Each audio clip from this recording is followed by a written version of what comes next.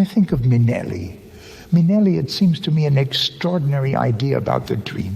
She is very simple, one might say, and she is involved in a whole cinematic process, which is the work of Minelli.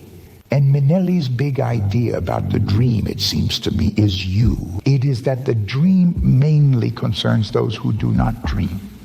The dream of those who dream concerns those who do not dream. And why does it concern them?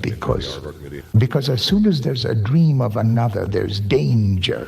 Knowing that people's dream, there is always a consuming dream that threatens to swallow us.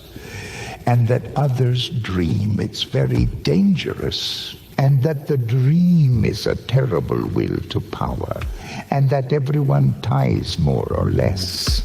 Victim of others' dream. Even when it's the most graceful young girl.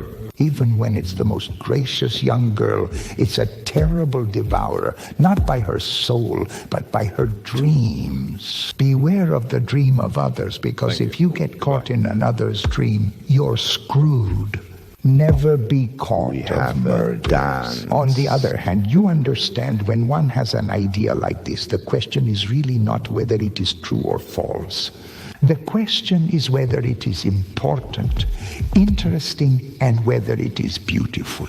And it's the same thing in science and the same thing in philosophy, you know.